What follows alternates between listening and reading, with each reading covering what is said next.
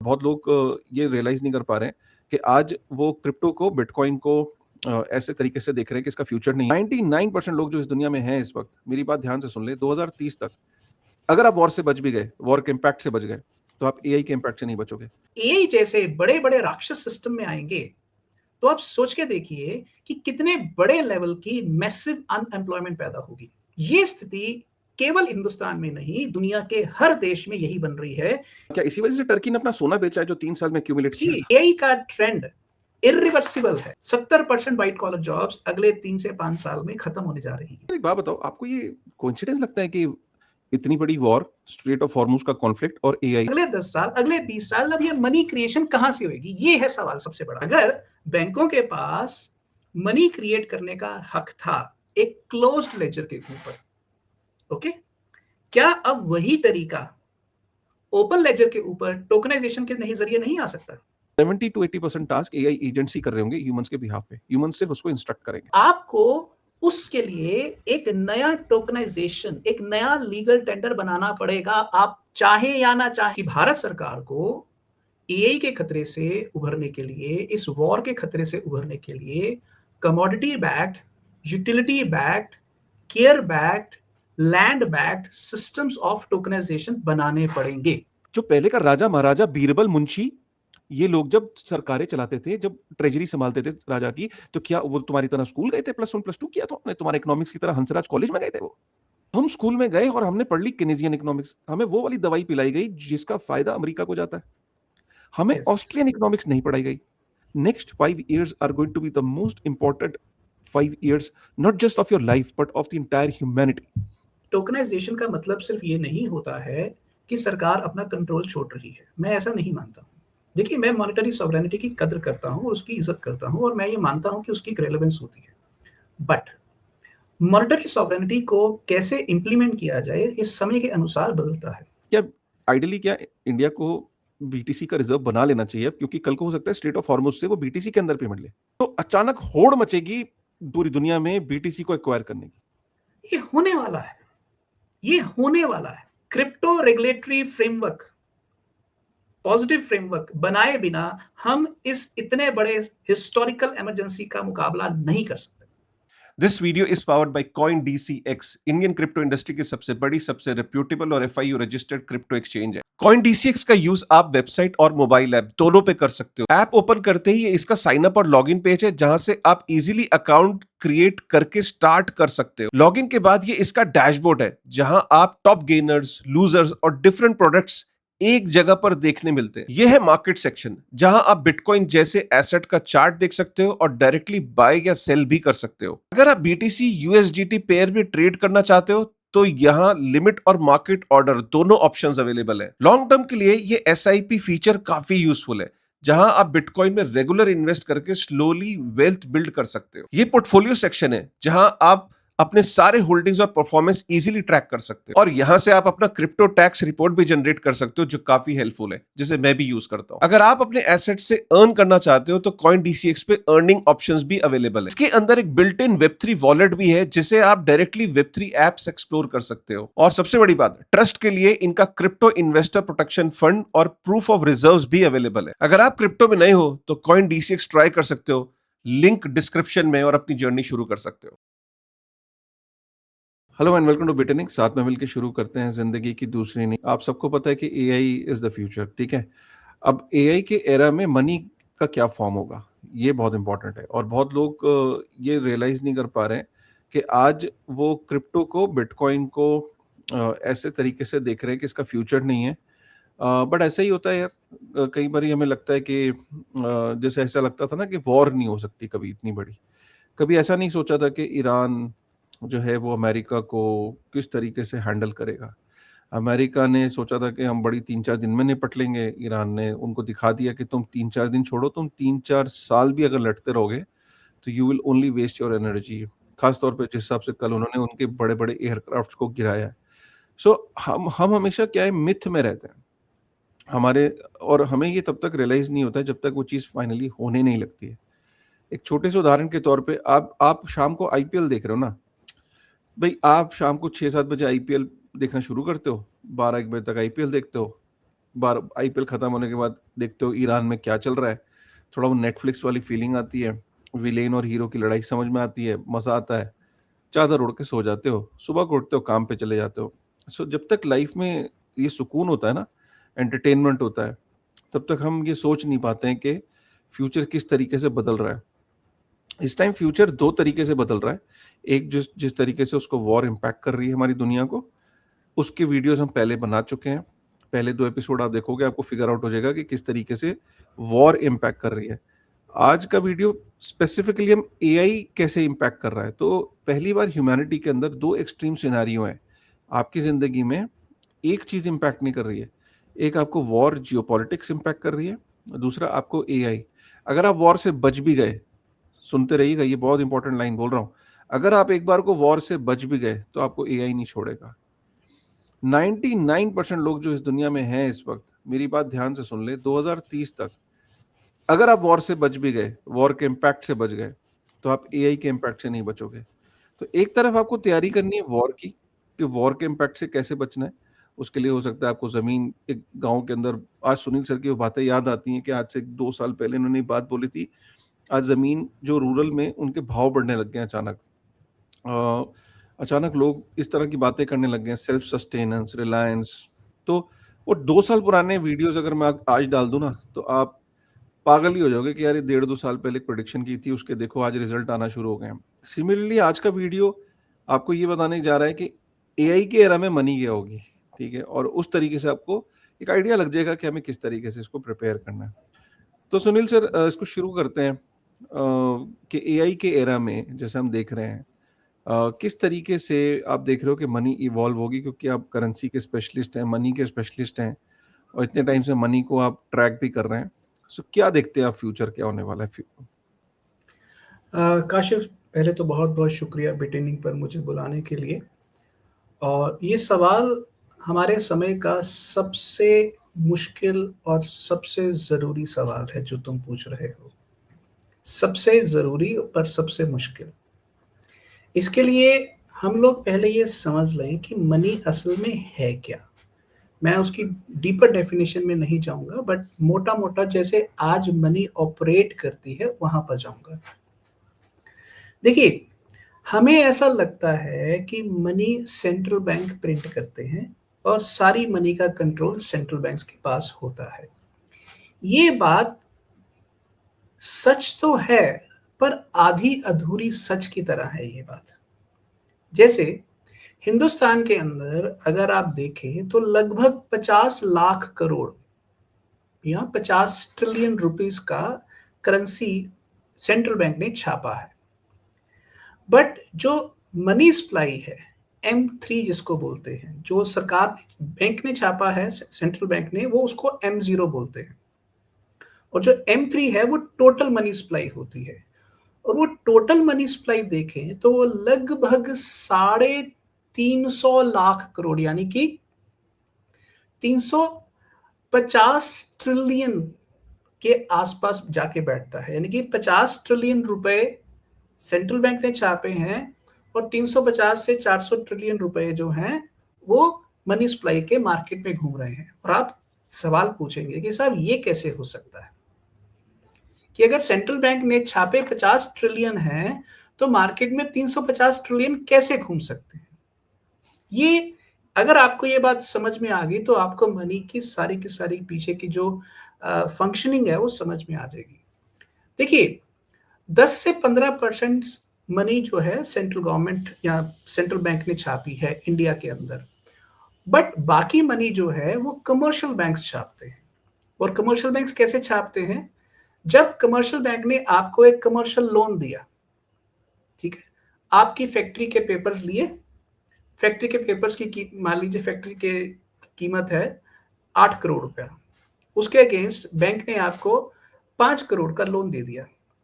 वो 5 करोड़ का जो लोन है वो बेसिकली कोलेटरल के अगेंस्ट एक लेजर एंट्री है जो कमर्शियल बैंक ने क्रिएट की है। उसके पास 5 करोड़ रुपया जेब में नहीं था जो उसने आपको दे दिया। ये बात ध्यान से रहे। अब आप कहेंगे कि यार ये कैसे हो सकता है? ये इसलिए हो सकता है कि हिंदुस्तान के अंदर हर किसी को बैंकिंग लाइसेंस नहीं मिलता है। जिसको बैंकिंग लाइसेंस मिलता है वो आरबीआई की मर्जी से मिलता है, और बैंकिंग लाइसेंस का मतलब होता है कि आप फ्रैक्शनल रिजर्व बैंकिंग कर सकते हैं, विच बेसिकली मीन्स कि अगर आपके पास 100 रुपया है तो आप 800 से लेकर 1000 रुपए तक का लोन दे सकते हैं। यानी कि आप अपनी लेजर में कोलेट्रल के अगेंस्ट एक एंट्री क्रिएट कर सकते हैं, और ये एंट्री आपके नाम पर क्रिएट की जाएगी, आपके नाम पर एक डिपॉजिट अकाउंट बनाया जाएगा और उसमें डाल दी जाएगी, जहां से आप वो पैसा विड्रॉ कर लेते हैं। तो टेक्निकली अब ये 5 करोड़ रुपया मनी सप्लाई में ऐड हो गया। तो अगर सोचिए ऐसे 10 लाख लोन हो 5-5 करोड़ के, तो ये 50 ट्रिलियन रुपया हो गया। अगर ऐसे 1 करोड़ लोन हो तो ये 500 ट्रिलियन हो गया। Got it? इस तरह से मनी जो है वो सिस्टम के अंदर पैदा होती है। अब सवाल ये है कि अगर मनी सिस्टम में पैदा होती है तो मनी का बेस कैसे चलता रहता है? क्योंकि कुछ लोग कर्जा देंगे, कुछ लोग कर्जा नहीं देंगे, कुछ एसेट बैड डेट हो जाएंगे, कुछ एसेट बैड डेट नहीं होंगे। तो वहां क्या होता है कि सरकार जो है, जो मॉनेटरी सिस्टम है, वो एक बंदिश बनाता है, एक बॉर्डर बनाता है। उस बॉर्डर के अंदर कोई भी ट्रांजैक्शन आपको करनी है तो आप लीगल टेंडर के अंदर ही कर सकते हैं। एम आई राइट? जैसे इंडिया में आईएनआर एक लीगल टेंडर है। अब इस लीगल टेंडर में जितनी भी ट्रांजैक्शन होगी वो रुपये में होगी, और रुपये के ऊपर जो टैक्स आपको पे करना है, चाहे वो डायरेक्ट टैक्स है, कॉर्पोरेशन टैक्स है, या इनकम टैक्स है, या वो इनडायरेक्ट टैक्स है, चाहे वो कस्टम्स है, चाहे वो जीएसटी है, ठीक है, ये आपको पे करना है। तो मान लीजिए अगर सिस्टम 300 ट्रिलियन डॉलर का या 400 ट्रिलियन रुपयों का एक साल में जीडीपी क्रिएट कर रहा है, तो उसके ऊपर अगर 12% या 14% वो कमा रहा है, तो सोचिए वो कहां जाता है। तो इस तरह से सरकार को इस बॉर्डर के अंदर लीगल टेंडर लॉ से पैसे की एक मोनोपोली वो सिस्टम के अंदर चलाने का एक पूरा तरीका बन जाता है। अब इंडिया के अंदर ये काम होता है आईएनआर के अंदर, ये जापान के अंदर काम होता है येन के अंदर, यूरोप में काम यही होता है यूरो के अंदर, और अमेरिका में ये काम होता है डॉलर के अंदर। और रादर अगर आप अमेरिका में देखेंगे तो वहां पर जो M0 है, जिसको बेस मनी में बोलता हूं, वो लगभग सिर्फ 5% है। 95% कमर्शियल मनी है। ओके, तो आप मोटा मोटा अब याद रख लीजिए कि सेंट्रल बैंक की मनी बेस मनी है, वो 5 से 7%, 10% भी हो सकती है, 5 से 7%, और ऊपर की जितनी मनी होती है वो बैंक मनी होती है, कमर्शियल मनी होती है, लेंडिंग बेस्ड मनी होती है। अब इस बेसिस पर आप इकोनॉमी को कैलकुलेट करना शुरू करिए कि इकोनॉमी के अंदर एक फैक्ट्री बंद हो गई, एक बिजनेस बंद हो गया, एक 100 लोग बेरोजगार हो गए। तो जब वो बेरोजगार होंगे, फैक्ट्री बंद होगी, तो इसका मतलब है कि वो बैंक को अब कर्जा वापस नहीं जाएगा। एम आई राइट? जब वो कर्जा वापस नहीं जाएगा तो इसका मतलब है कि बैंक ने जो लोन दिया था वो बैड डेट हो जाएगा। और जब एआई जैसे बड़े बड़े राक्षस सिस्टम में आएंगे तो आप सोच के देखिए कि कितने बड़े लेवल की मैसिव अनएम्प्लॉयमेंट पैदा होगी। अब ध्यान से देखिए कि ये जो लोग नौकरियां कर रहे हैं, ये बैंक मनी कैसे लेते हैं? नंबर 1, हाउसिंग लोन से, सबसे बड़ा। मतलब आप सोचिए कि अगर हिंदुस्तान में 50 लाख लोगों ने 10 लाख का लोन लिया तो ये 100 ट्रिलियन बनता है। तो इस तरह से अब अगर वो अपने घर की ईएमआई नहीं पे करेंगे तो पैसा बैड डेट हो जाएगा, सर्कुलेशन से बाहर हो जाएगा। Car loan, personal loan, education loan, वो सब बाहर हो जाएगा। तो जब ये पैसा बैड डेट हो जाएगा, इसके अगेंस्ट आपको ईएमआईज आनी बंद हो जाएंगी। तो अब बैंक को ये जो पैसा है, जो बैंक की बुक है, बैंक की जो लेजर बुक है, उसके ऊपर जो घाटा है वो कैसे पूरा करेगा? जिसके पास 100 रुपए थे उसने 1000 रुपए का लोन दे दिया और उसका अगर घाटा 100 की बजाय 110 का है, वो तो टेक्निकली बैंकरप्ट हो गया। अब ये स्थिति केवल हिंदुस्तान में नहीं, दुनिया के हर देश में यही बन रही है कि अब मॉनेटरी सिस्टम एक बैंकरप्सी की तरफ जा रहा है। क्यों जा रहा है?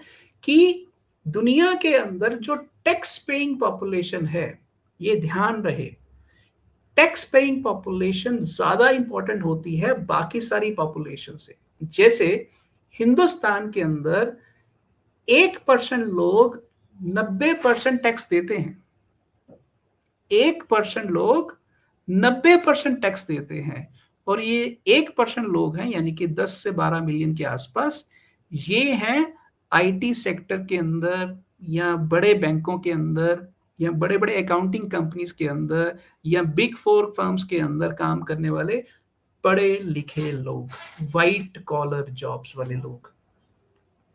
तो जब ये सिस्टम टूटेगा तो इसका मतलब है कि हमारा पूरा मॉनेटरी सिस्टम, ना केवल इंडिया के अंदर, ये पूरा का पूरा मॉनेटरी सिस्टम, ये जो मॉनेटरी वेलोसिटी बिल्ड हुई है, जो नीचे बेस मनी ऊपर टॉप मनी, ये जो टोटल वेलोसिटी बिल्ड हुई है, ये दो चीजों के कारण अपने आप टूटनी शुरू हो जाएगी। नंबर 1, ईएमआईज नहीं आएंगी, लोन पे बैक नहीं होंगे, और नंबर 2, टैक्स रेवेन्यू आना कम हो जाएगा। तो जब ये दोनों चीजें होंगी तो क्या होगा? सरकार को उधार लेना पड़ेगा, सरकार का फिस्कल डेफिसिट बढ़ेगा, रुपया गिरेगा, और इंटरनेशनल मार्केट के अंदर इंपोर्ट करने के लिए आपको अपने फॉरेक्स रिजर्व्स डाइल्यूट करने पड़ेंगे। ये सब चीजें हो रही। मैं यहाँ रुकूंगा। क्या इसी वजह से टर्की ने अपना सोना बेचा है जो 3 साल में एक्यूमुलेट किया था? जी, ये सिर्फ टर्की, ये दुनिया के सभी देशों का यही सिस्टम है। आपको थोड़ा बता सकते हैं सर क्यों बेच रहा है वो सोना? उसने 3 साल में जितना एक्यूमुलेट किया था उसको एक झटके में बेच दिया उसने, 1 हफ्ते में। वो इसलिए कि अब उसके पास डॉलर को खरीदने के लिए और कोई तरीका ही नहीं बचा। अच्छा, अगर मनी प्रिंटिंग करेगा तो इन्फ्लेशन बढ़ जाएगी। वो तो ऑलरेडी हो रही है। हाँ, तो उनका और बढ़ जाएगी। उनका जो टर्किश लीरा है पिछले 5 साल में लगभग 90% डाउन है डॉलर के मुकाबले में, अगेंस्ट डॉलर।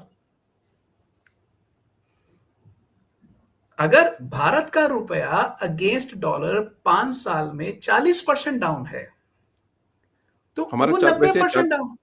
हमारा 40 है, लगभग 40 के आसपास बनेगा, 35 से 40 के आसपास। क्योंकि आप 5 साल पीछे चले जाएं तो आप लगभग इसको कैलकुलेट करके आप 70-72 रुपए के आसपास देखेंगे, तो उसको आप कैलकुलेट करके आज 94-95 रुपए के आसपास है।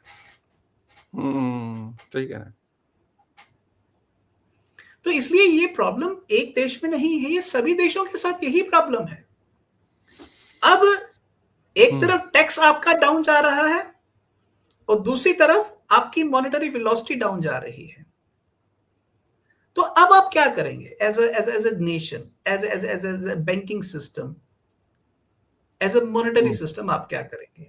अब उस लेवल की मॉनेटरी वेलोसिटी आप कैसे लेके आएंगे? ये है सवाल। और ये सवाल जो है, ये इतना गंभीर सवाल है कि अगर भारत के बैंकों को टोटल 300 ट्रिलियन रुपीस का मनी सप्लाई मोटा मोटा अगर एक साल में घुमा रहे हैं, और उसमें से अगर 10% हर साल का फिजल आउट होना शुरू हो जाए, तो उस गैप को कवर करने के लिए हमें नई मॉनेटरी वेलोसिटी, नई मनी क्रिएशन कैसे हम करेंगे? क्योंकि प्रोडक्टिव क्लास जब मनी क्रिएशन करती है अपने एसेट को मॉर्टगेज करके, कोई बिजनेसमैन है या कोई पढ़ा लिखा इंसान है, तो वो मनी प्रोडक्टिव है। पर अगर आपकी नौकरी भी नहीं है और आप कर्जा लेते जा रहे हैं, सरकार आपको सब्सिडी देती जा रही है या फ्री रेवड़ियां बांट रही है, तो उस देश की इकोनॉमी कभी भी ग्रो नहीं करेगी। तो जब मॉनेटरी वेलोसिटी डाउन जाती है, तो मॉनेटरी वेलोसिटी के अंदर पावरफुल लोग क्या करते हैं, वो कमजोर लोगों को अपने सिस्टम से निकालते हैं, जो होता है अनएम्प्लॉयमेंट। जो आज अगर ओरेकल ने हिंदुस्तान के अंदर 12,000 लोगों को एक ईमेल से छुट्टी कर दी उनकी, और ये सिर्फ एक जगह नहीं है, ऐसे सभी आईटी सेक्टर की जॉब्स के अंदर हो रहा है। तो इसका मतलब क्या है कि वो अपने प्रॉफिट्स बचाने के लिए कहीं ना कहीं से तो कैश कंजर्व करेंगे ना। पर वो जो 12,000 परिवारों का चूल्हा बंद हो रहा है, उसके बारे में वो क्या टैक्स दे सकते हैं? क्या वो एजुकेशन लोन देंगे? क्या वो हाउसिंग ईएमआई देंगे? क्या वो कार लोन देंगे? क्या वो पर्सनल लोन की ईएमआई देंगे? मुझे तो तो ये ऐसा मनी लगता है कि डिस्ट्रक्शन का टाइम है। जैसे कि आप बैंगलोर में से काफी अच्छी तरह से वाकिफ हैं, आपने काफी समय अपनी जिंदगी का बैंगलोर में बिताया। तो बैंगलोर एक्चुअली में वेदर की वजह से नहीं बना है, बैंगलोर एक्चुअली में आईटी हब है। यस। आज अगर एक उदाहरण के तौर पे अगर मेरे कजन वहां रहता हो और उसकी एक अचानक जॉब चली जाए और वो इंदिरा नगर में रहता हो, तो वो शायद 2-3 महीने अपने आप को देगा हॉस्टल में शिफ्ट करके।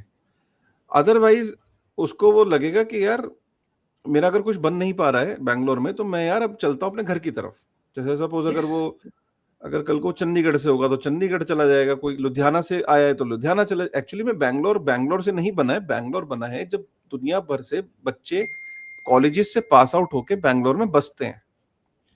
और अगर नौकरियां जाएंगी तो वहां रियल एस्टेट जो बड़ा है वो इसीलिए बड़ा है कि वहां पे लोग आके बसे, उन्होंने वहां पे फ्लैट्स खरीदे। जब डीकंजेशन होगा, जब नौकरियां जाएंगी, तो यही बच्चे कल को धीरे धीरे वापस अपने शहरों की तरफ चलेंगे, तो रियल एस्टेट भी क्रैश करेगा। यस। तो ऑलरेडी करेक्ट कर रहा होगा। ये क्यूमुलेटिव इम्पैक्ट है। तो ये सिर्फ टैक्स में नहीं जाए, टैक्स नहीं कम होगा, सिर्फ ईएमआईज नहीं कम होएंगी, रियल एस्टेट सेक्टर भी डाउन जाएगा। सो ये बैंकों के ऊपर इसका असर आएगा, बैंकों से सेंट्रल बैंक के ऊपर इसका असर आएगा, और उसके ऊपर हम उसके बाद हमारी करेंसी पर आएगा। और ये सारी चीजें आज आप देख रहे हैं। आज अगर रुपया 95 रुपए के सामने डॉलर के आसपास पहुंचा है, तो इसके पीछे कारण यही है कि एआई का ट्रेंड इरिवर्सिबल है। जियोपॉलिटिक्स है उसमें, no doubt about that, but AI का ट्रेंड इसलिए इरिवर्सिबल है कि white collar jobs, 70% white collar jobs अगले 3 से 5 साल में खत्म होने जा रही हैं, जो वापस कभी आएंगी ही नहीं, कभी वापस ही नहीं आएंगी। आप सर एक बात बताओ, आपको ये कोइंसिडेंस लगता है कि इतनी बड़ी वॉर, स्ट्रेट ऑफ हॉर्मुज का कॉन्फ्लिक्ट और एआई, ये कोइंसिडेंस है या एआई का इंतजार किया जा रहा था इस जंग को छेड़ने के लिए? एक्चुअली क्या है कि हम लोग ना, मेरे को तो थोड़ा कॉन्स्पिरेसी की बात नहीं है, बट मैं जिंदगी में कोइंसिडेंस में बिलीव नहीं करता हूँ। मुझे लगता है हर चीज एक प्लान के देखो, मुताबिक होती ऐसा है कि एआई से पहले ही हम लोग ये सब बातें कर रहे थे कि डॉलर का डिक्लाइन होगा, वो सारी बातें कर रहे थे। एआई सिर्फ उन चीजों को एक्सेलरेट कर रहा है, और बहुत तेजी से एक्सेलरेट कर रहा है। अब हमें यह सवाल पूछना है कि जो मनी क्रिएशन बैंक्स करते थे अगेंस्ट लेंडिंग, अगर 90% मनी सिस्टम में बैंक्स क्रिएट करते थे और अब वो नहीं क्रिएट कर पाएंगे, तो अगले 5 साल, अगले 10 साल, अगले 20 साल अब ये मनी क्रिएशन कहां से होगी? ये है सवाल सबसे बड़ा, जिसका कोई जवाब देने की कोशिश नहीं कर रहा है। अमेरिका कर रहा है, अमेरिका ने स्टेबल कॉइन का मॉडल ले लिया, बट इंडिया स्टेबल कॉइन का मॉडल उस स्केल पर नहीं ले सकता, क्योंकि इंडिया के अंदर तो ऑलरेडी यूपीआई सक्सेस है। तो इंडिया के बाहर तो इंडिया का स्टेबल कॉइन चलने की गुंजाइश बहुत कम है। शायद नेपाल में चल जाए, या भूटान में चल जाए, या थोड़ा बहुत श्रीलंका में चल जाए। इसके अलावा तो इंडिया का स्टेबल कॉइन चलने की संभावना बहुत कम है। तो अब हमारे पास मनी को सलीके से डिसेंट्रलाइज्ड तरीके से एक्सेप्ट करने के अलावा कोई चारा नहीं है। मान लीजिए सरकार गोल्ड को टोकनाइज कर देती है। आपको पता है कि अगर गोल्ड को टोकनाइज कर दिया जाए तो आज इंडिया के अंदर जो पब्लिक गोल्ड है, जनता के पास 30,000 टन के आसपास गोल्ड है, उस गोल्ड की वैल्यू इंडिया के जीडीपी के बराबर हो जाएगी। यानी कि मनी क्रिएशन अगर गोल्ड को टोकनाइज कर दिया जाए तो उसके जरिए बहुत बड़े लेवल पर हो सकती है। दूसरी बात, अगर बैंक्स आपका घर को लोन पर लेके मनी क्रिएशन करते थे, क्या अब वही चीज आरडब्ल्यूए टोकनाइजेशन के जरिए नहीं हो सकती? हो सकती है। अगर बैंकों के पास मनी क्रिएट करने का हक था एक क्लोज्ड लेजर के ऊपर, ओके, क्या अब वही तरीका ओपन लेजर के ऊपर टोकनाइजेशन के जरिए नहीं आ सकता? आ सकता है, बट उसके लिए आरडब्ल्यूए टोकनाइजेशन का एक रेगुलेटरी मॉडल बनाना पड़ेगा। अब गेस करिए हिंदुस्तान के अंदर रियल एस्टेट की वैल्यू क्या होगी? वो गोल्ड से भी ज्यादा है। अगर आप ये अनाउंस कर दें कि हिंदुस्तान के अंदर जो आरडब्ल्यूए टोकन्स हैं उनमें 100% फॉरेन डायरेक्ट इन्वेस्टमेंट होगी, तो आप सोचिए कि इन आरडब्ल्यूए टोकन्स की वैल्यू और अट्रैक्शन दुनिया भर में कहां पहुंचेगी। सर मेरा एक और पर्सनल टेक है कि जो ये एआई एजेंट्स हैं, कल को आपने देखा कि क्लाउड के ऐसे सिस्टम्स आ गए हैं कि ऐसे फीचर्स आ गए कि क्लाउड के आप एक्सटेंशन डाउनलोड करो, आप सिस्टम पे बैठो ना बैठो, आपके कैलेंडर, ईमेल, आपकी मीटिंग्स, आपका हर चीज़, आपका व्हाट्सएप पे रिप्लाई कर देगा। आप तो चादर ओढ़ के सो जाओ, सारे काम असिस्टेंट कर रहे हैं। तो कल को माना यह जाता है कि फ्यूचर जो है वो इस तरीके का है कि इंडिविजुअल सिस्टम पे नहीं रहे होंगे। 70 to 80% टास्क एआई एजेंट्स ही कर रहे होंगे ह्यूमंस के बिहाफ पे। ह्यूमंस सिर्फ उसको इंस्ट्रक्ट करेंगे, ठीक है। तो जब ये एआई एजेंट्स काम करेंगे, सपोज मेरा अगर हॉलीडे वो प्लान कर रहा है तो मेरा एआई एजेंट्स, होटल के एआई एजेंट्स, एयरलाइन के एआई एजेंट, और मेरी पूरी प्लानिंग जब वो कर रहा है तो मैंने उसको अथॉरिटी भी दी हुई है कि वॉलेट से भैया पेमेंट भी कर देना। अब हो सकता है कि जब मैं स्विट्जरलैंड के एआई एजेंट से बात कर रहा हूं तो वो आईएनआर को नहीं समझेगा। प्रोबेबली वो एक ऐसे डिजिटल कॉइन को समझेगा। वो कुछ भी हो सकता है, वो इथेरियम हो सकता है, वो बीटीसी हो सकता है, वो सोलाना हो सकता है, वो स्टेबल कॉइन्स हो सकते हैं। तो ऐसा फ्यूचर क्या आप देख रहे हो कि ये रियलिटी कि एआई एजेंट्स आपस में ह्यूमंस के बिहाफ पे काम करेंगे, काम करने में वो इकोनॉमिकली ट्रांजैक्शंस करेंगे, इकोनॉमिकल ट्रांजैक्शंस में वो लोकल करेंसीज में ट्रांजैक्ट नहीं करेंगे, क्योंकि ऑब्वियसली ईरान का एआई एजेंट जब ईरान की करेंसी को भेजने लगेगा ना तो दूसरा एआई एजेंट बोलेगा ओ मेरे हाथ जुड़े भाई, तेरे पैसे नहीं लूंगा। क्यों? क्योंकि भाई तुझे सैंक्शन लगा है, मेरा बैंक अकाउंट फ्रीज हो जाएगा। तो क्या हम ऐसा चीज देख रहे हैं दुनिया में कि एक न्यूट्रल डिजिटल कॉइन्स, मैं किसी पर्टिकुलर का नाम नहीं ले रहा हूँ, but neutral digital coins, but most likely लोग कहते हैं कि बीटीसी इसमें लाइटनिंग नेटवर्क पे काम आएगा, या वो क्योंकि न्यूट्रल है ट्रू सेंस में, इथेरियम ट्रू सेंस में न्यूट्रल है, Solana to a certain extent. तो ये कॉइन्स को प्रॉब्ली एआई एजेंट्स चूज करेंगे और आपस में इंटरेक्ट करेंगे और इकोनॉमी बिल्ड करेंगे। इसमें कितना आपको लगता है सच है? 100% ऐसा ही होने जा रहा है। मैं आपको एक बहुत ही भयानक सच बहुत सीधे तौर पर बताने जा रहा हूं। आपकी लेबर की वैल्यू जिस पर आज आपकी पूरी इकोनॉमी खड़ी है वो ऑलमोस्ट जीरो होने जा रही है, at least for white collar jobs in next 2 to 5 years, और for a larger population in next 8 to 20 years। Labour की जहां तक कॉस्ट है, अब मैं इसके अंदर आपको एक बात बताता हूं कि इंसानों के पास जरूरी नहीं होता है कि सिर्फ लेबर ही एक एसेट होता है। इन आज आपके पास काशिफ, अगर आप ध्यान से देखिए तो आप बहुत गहरे में किसी की एक जॉब नहीं करते, आप एक बिजनेस कर रहे हैं, आप एक वैल्यू क्रिएट कर रहे हैं, आप सिस्टम के अंदर नॉलेज क्रिएट कर रहे हैं और उस नॉलेज के कुछ टेकर्स भी होंगे। अब मान लीजिए आपकी गांव के अंदर 5 एकड़ की जमीन है, आपकी पत्नी के पास कुछ सोना है। जब आप उस सोने को, उस जमीन को और अपनी नॉलेज को टोकनाइज करेंगे तो ये आपके पास अल्टरनेटिव वैल्यू क्रिएशन के मॉडल्स आ जाएंगे। Got it? अब मान लीजिए अगर आपके पास 2 करोड़ के ये एसेट्स हैं जिनको टोकनाइज फॉर्म के अंदर किसी एक्सचेंज पर रखा गया है और उस एक्सचेंज पर आपको यील्ड मिल रहा है। अगर 2 करोड़ के ऊपर मान लीजिए साल का 6% मिल रहा है, यानी कि महीने का आधा %, तो आपको 1 लाख रुपए की रिटर्न आ रही है महीने की। Am right?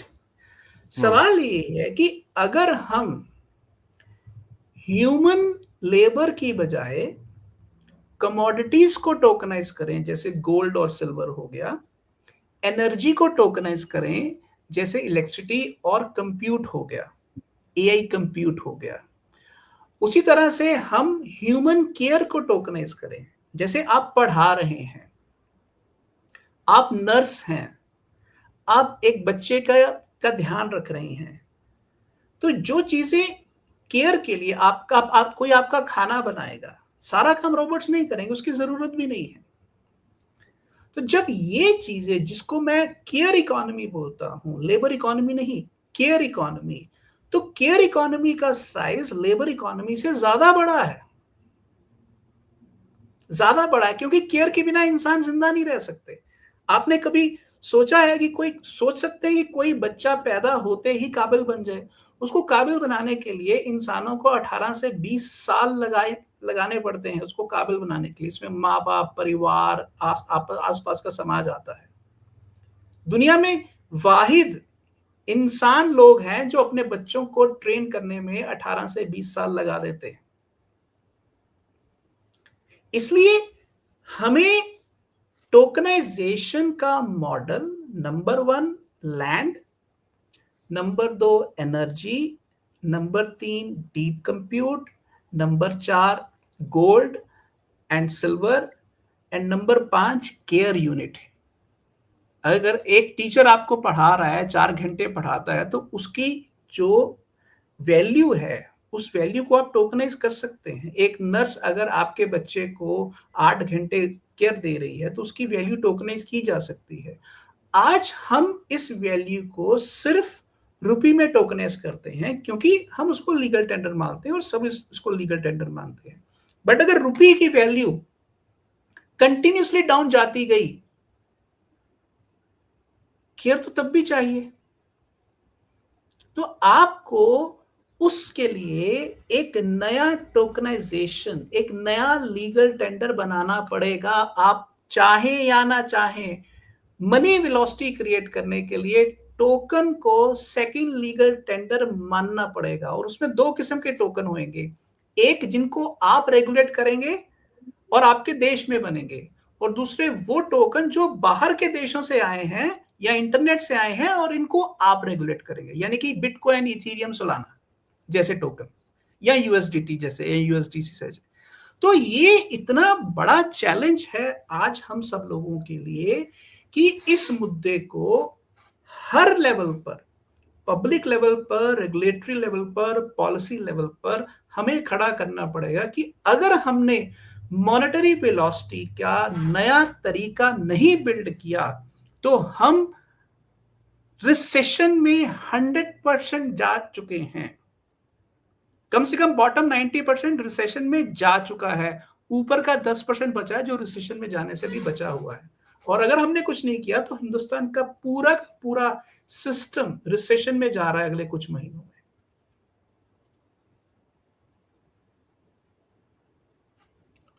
तो इसका सोल्यूशन क्या है सर?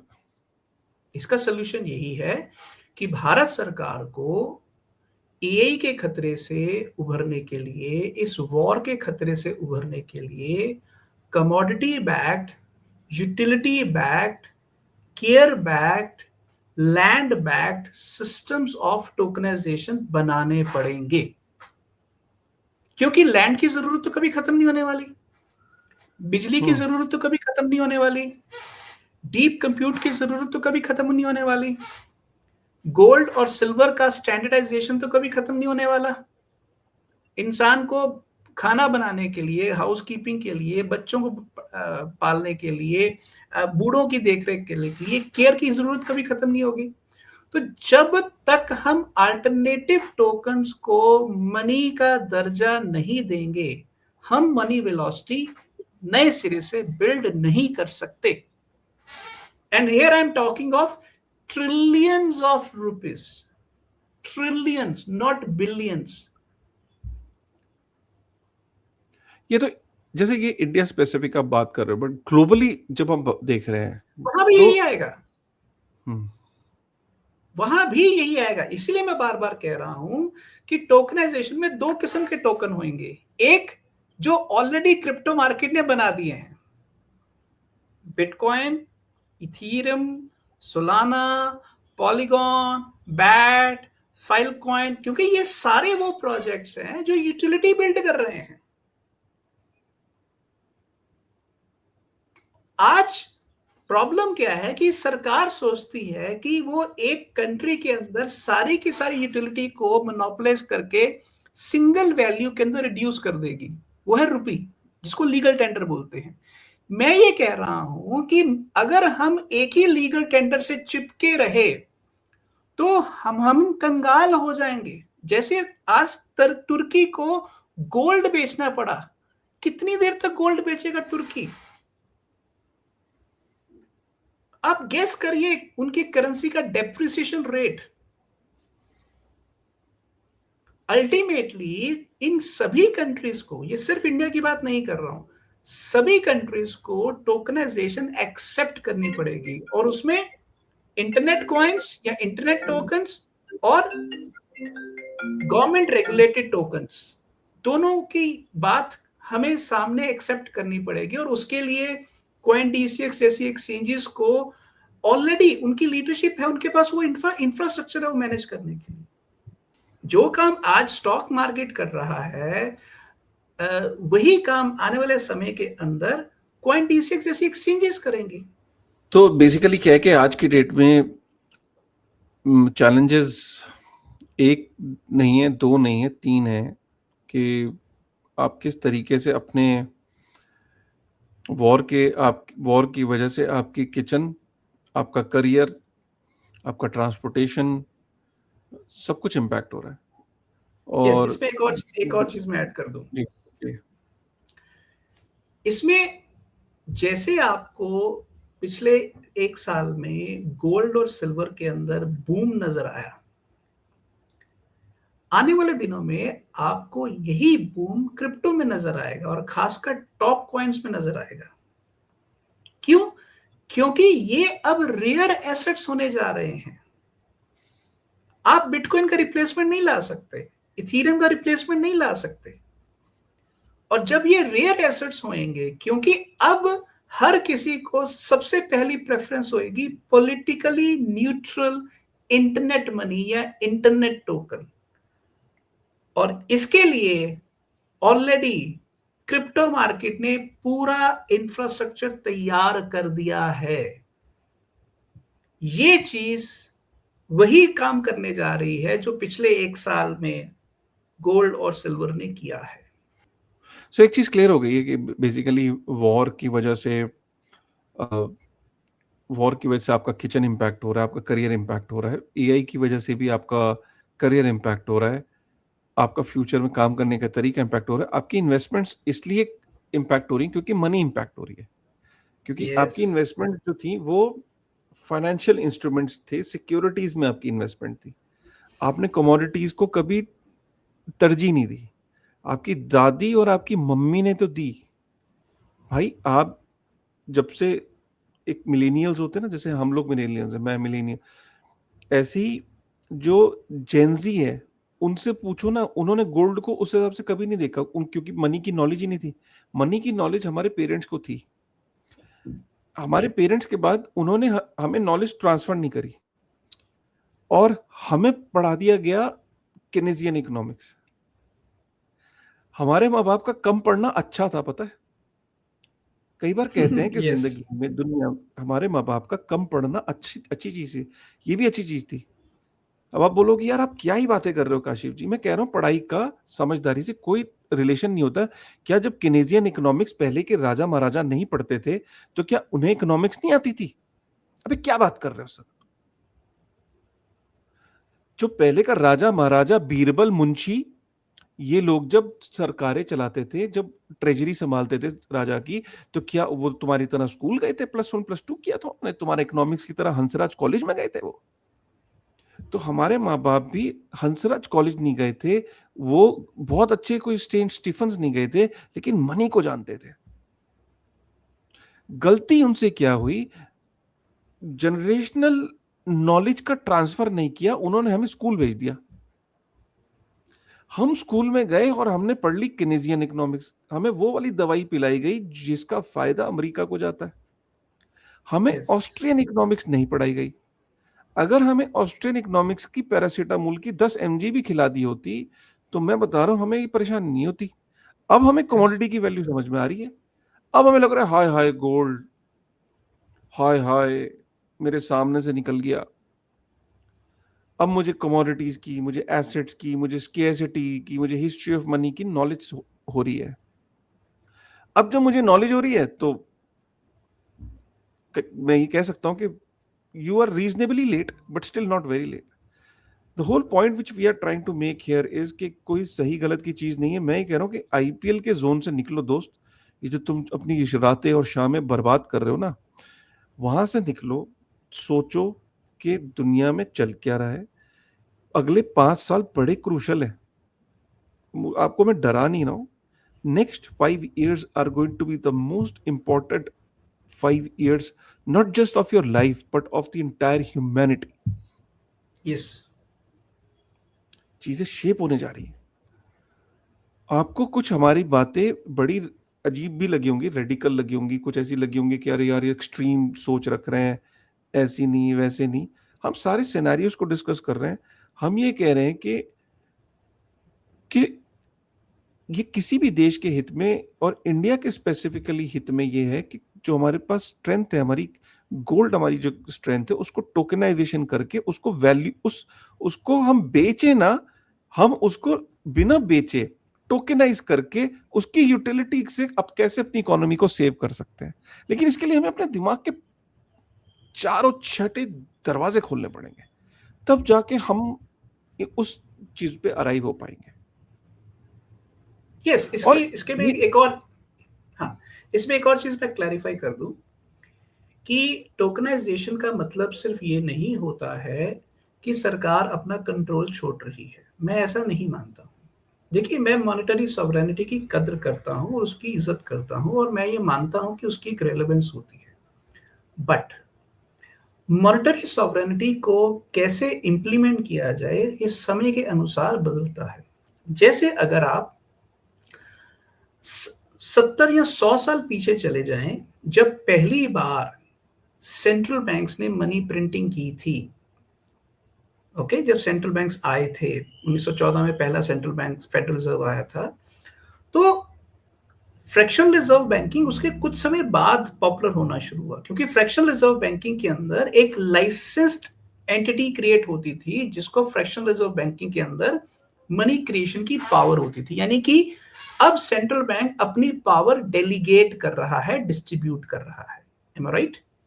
तो इसलिए एक बात याद रखिए कि अगर फ्रैक्शनल रिजर्व बैंकिंग सदा से नहीं रही है, ये 100 साल पहले आई और आज उसका अंत हो रहा है, और हम इसकी बजाय अब एक नए सिस्टम में एंटर कर रहे हैं जो फुल रिजर्व बैंकिंग की तरफ जाएगा, जिसको आप स्टेबल कॉइन बोलते हैं। स्टेबल कॉइन क्या है कि आपके पास $10 बिलियन की ट्रेजरीज थी, आपने उसके अगेंस्ट $10 बिलियन के स्टेबल कॉइन क्रिएट कर लिए। ये है फुल रिजर्व बैंकिंग।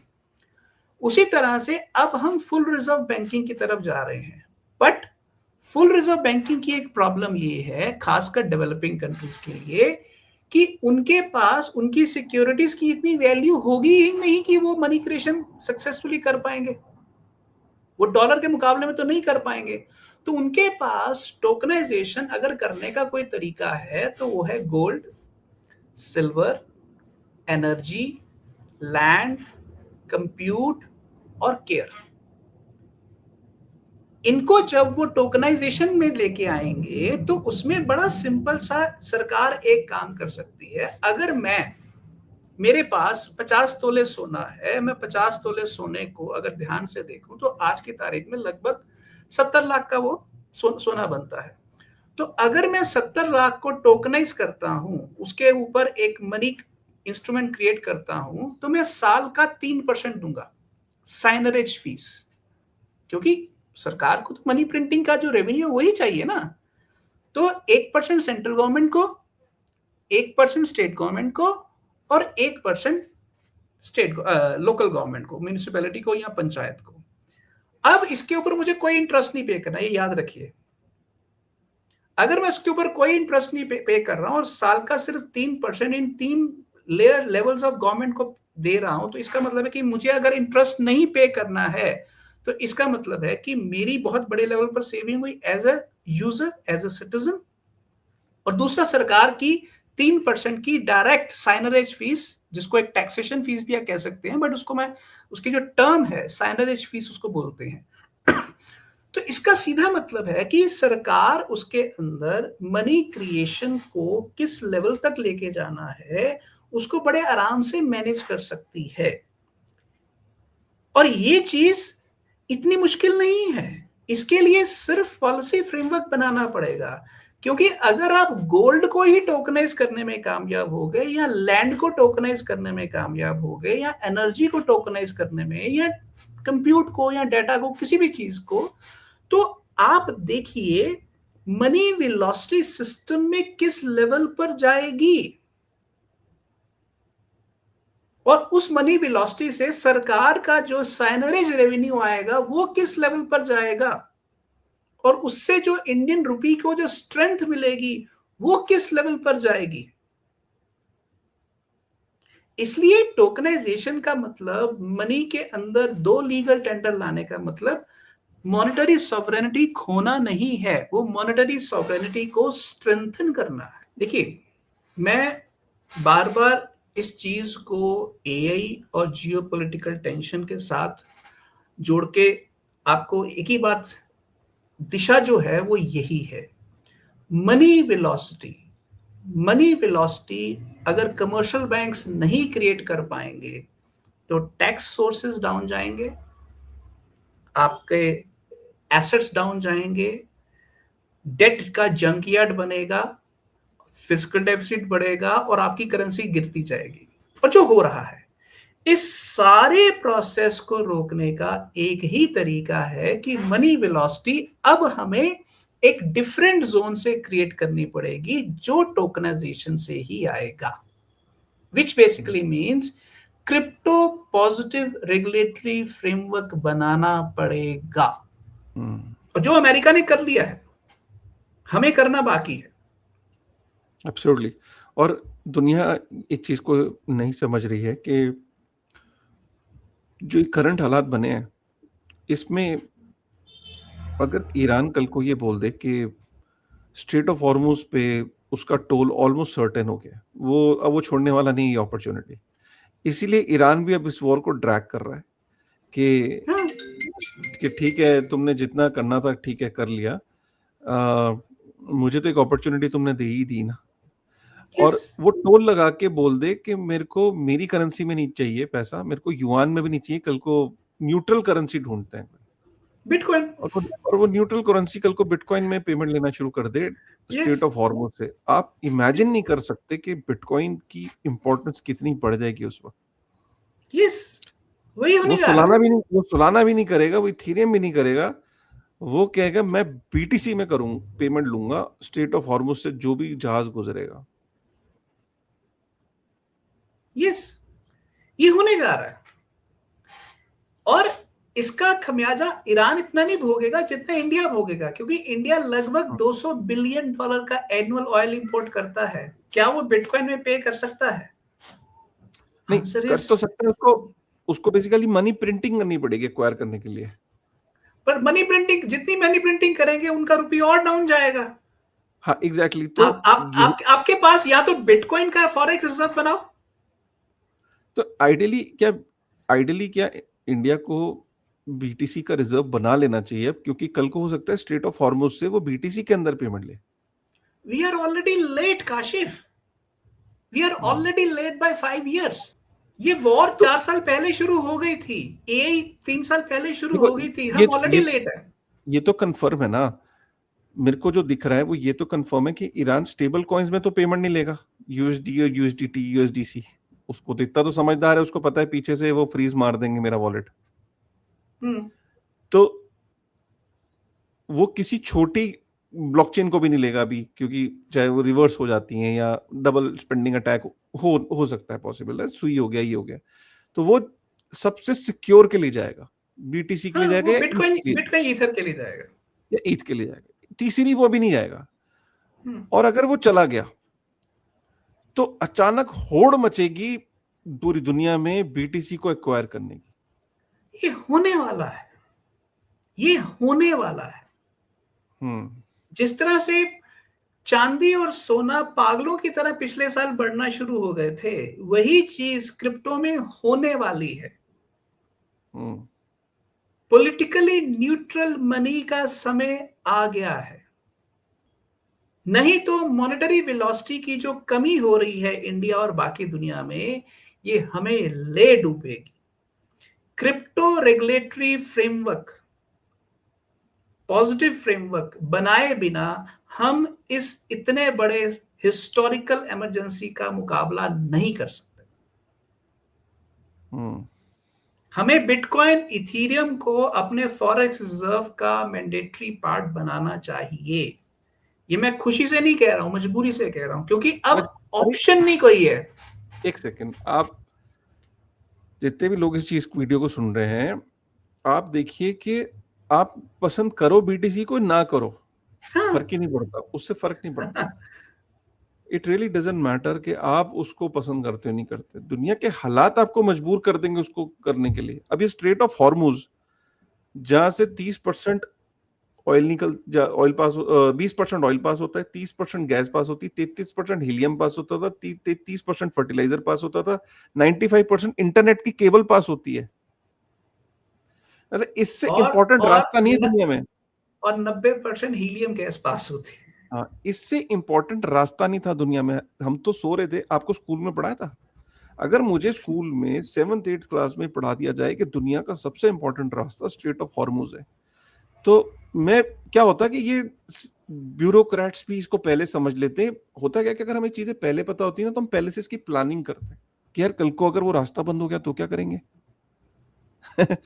आज इस वीडियो के माध्यम से हम ये बताने जा रहे हैं कि कल को अगर ईरान ने बोला कि मैं डॉलर नहीं लूंगा, मैं युआन नहीं लूंगा, मैं इंडियन करेंसी नहीं लूंगा, मैं अपनी करेंसी में भी नहीं लूंगा टोल, मैं या तो सोने के अशरफियों में लूंगा, वो कोई मानेगा नहीं, क्योंकि जहाज के अंदर सोने की अशरफियां ले जाना बहुत रिस्की होगा। तो वो क्या कहेगा डिजिटली भेज दो, फिर मेरे को तुम उसमें भेज दो बीटीसी में। वो अच्छा बाकी कंट्रीज कहेंगी कि यार मैं स्टेबल कॉइन में भेज देता हूँ, बीटीसी छोड़ दे, वो ना वॉलेटाइल है। वो कहेगा ना ना ना ना, अमेरिका से मेरी लड़ाई है, वो साला वो फ्रीज मार देगा और तुम मेरे को बीटीसी में भेजो। यस, इसलिए आपको बार बार मैं अपने दर्शकों को ये याद दिलाना चाहता हूं कि बिटकॉइन का पहला गोल था पॉलिटिकली न्यूट्रल मनी क्रिएट करना, peer to peer electronic cash.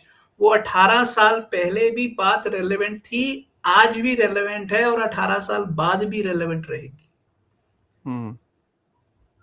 वही चीज मैटर करती है कि मनी अब स्टेट की मोनोपोली के साथ साथ पब्लिक, आम जनता की मोनोपोली के साथ भी चलेगी, उनकी मर्जी के साथ भी चलेगी। अब सिर्फ लीगल टेंडर एक का राज नहीं है, अब इंटरनेट के ऊपर जो मनी मानी जाती है उसका राज आ रहा है। तो अगर सिंपल सी बात है काशिफ, अगर ईरान बिटकॉइन को as a currency of exchange लेता है स्ट्रेट्स ऑफ हॉर्मुज में, तो क्या अपने देश के अंदर क्रिप्टो करेंसी एक्सचेंजेस और टोकनाइजेशन को अलाउ नहीं करेगा? क्या बिटकॉइन माइनिंग को अलाउ नहीं करेगा? नहीं, फिर तो ऐसा ना, फिर मजबूरी हो जाएगी कि यार मेरे को पैदा करना है, यस, क्योंकि बिटकॉइन को एक्वायर यस, करने के दो तरीके होते हैं, एक you buy it from the market और एक होता है आप पैदावार करो उसकी। यस, तो बिटकॉइन की पैदावार करने वाले देश सक्सेसफुल होंगे। जैसे चाइना है, यस, वो जितना मर्जी बोले, वो पैदावार पीछे से चुपके से कर रहा है, ठीक है। यस, और अमेरिका अमेरिका को अमेरिका इसमें भी पैदावार उसकी कंपनियां सबसे ज्यादा कर रही हैं। तो अब इसका मतलब बिटकॉइन की पैदावार की एक होड़ मचेगी, इसके प्लांट लगेंगे एग्रीकल्चर, मतलब जैसे एग्रीकल्चर के लिए जमीनें जो वो करी जाती हैं, वैसी अब माइनिंग प्लांट्स लगेंगे और उसके अंदर बीटीसी को प्रोड्यूस करने की होड़ मचेगी। और 2 डेटा सेंटर्स दुनिया में कामयाब होंगे। डेटा सेंटर्स का कामयाबी, 2 डेटा सेंटर्स का यूज ही सिर्फ 2 चीज़ों के लिए होगा, एक एआई के लिए और एक बीटीसी के लिए। और दोनों तो दुनिया में एक और होड़ मचने वाली है कि ये डेटा सेंटर्स को रन करने के लिए, बाय द वे, हीलियम की ज़रूरत पड़ती है, आपकी मेमोरी चिप्स की ज़रूरत पड़ती है, तो और उनको रन करने के लिए गैस की ज़रूरत पड़ती है। तो स्ट्रेट ऑफ हॉर्मुज़ का ओपन होना बहुत ज़रूरी है, सैमसंग के लिए, चाइना के लिए, जापान के लिए, इंडिया के लिए। और हम, हो सकता है कि ईरान बोले कि देखो भाई, मेरे को स्ट्रेट ऑफ हॉर्मुज़ क्लोज नहीं रखना है, तुम मेरे को बुरा मत समझो, लेकिन मेरे को टोल तो तुम दे के जाओ यार, मेरा नुकसान बहुत हो गया है, और वो टोल मेरे को तुम न्यूट्रल करेंसी में दे दो, और वो है बीटीसी। चलिए सर, बहुत अच्छा लगा सुन के। आई थिंक काफ़ी सारी नई चीज़ें इसमें खुल के आई हैं। वीडियो अगर आपको पसंद आए गाइस, तो दोस्तों के साथ शेयर करेगा, लाइक करेगा, कमेंट करेगा कि आप अगला टॉपिक किस चीज़ पे सुनना चाहेंगे। With this thought, thank you very much. Thank you Kashif.